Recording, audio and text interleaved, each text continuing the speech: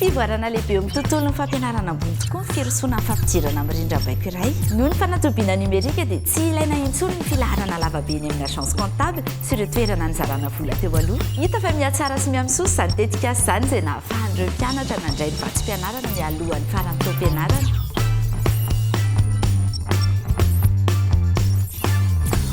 Iresaka ny fizarana ny vatsim-pianarana mpianatra eny amin'ny oniversite tsika izao. Mizotra tsaka ny sy andava ny fitsinjarana ny vatsim-pianarana ho an'ny mpianatra eny amin'ny anjerimanontolo manerana ny nosy ankehitriny.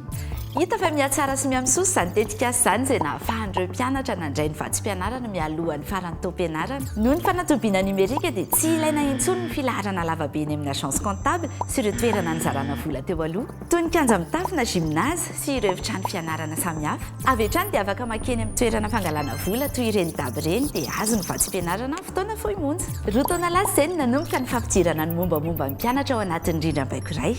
Efa asa izay nataon'ireo teknisian'ny ministera ny fampivoarana sy ny fanovana ny atao arakajy mirindra, ny positra sy ny fifandraisan-davitra na ny MNDPT.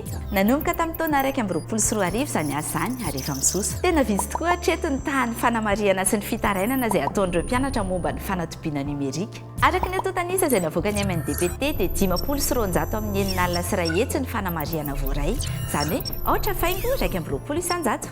Raha ny tarehimarika farany navoaka ny atokon-draharaha misahana ny fitantanana ny kajy mirindra na ny UGD ihany koa dia manodidina ny enina alina ireo karatra ny mpianatra efa voazara. Dia karatra visa izay ahafahana mandray vola sy mitahiry izany toy ireny karatra banky ireny mihitsy. Fivoarana lehibe eo amin'ny tontolon'ny fampianarana ambony tokoa ny firosoana amin'ny fampidirana amin'ny rindram-baiko iray. Ny mombamomba amin'ny mpianatra tsirairay eo anivon'ny fampianarana ambony. Misy ny vovonana atao hoe inclusive ahafahana mitantana ny fomba fiasan'io karatra io. Izany hoe miainga amin'ny fampiasana ny karapanondro ny fampandehanana an'ilay karatra makany amin'ny fomba fandoavam-bola amin'ny alalan'ilay karatra. Mizara telo lehibe izany ny tombony azo amin'ny fampiasana an'io karatra io izay antsoina ihany koa hoe hipoketra.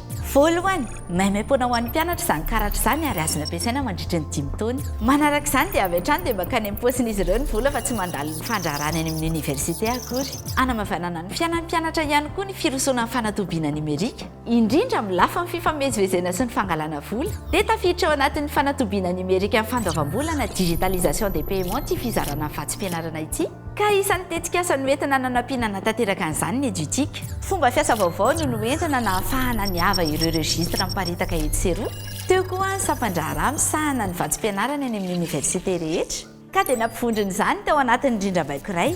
Izay ary aloha, mandra-piona, bye bye.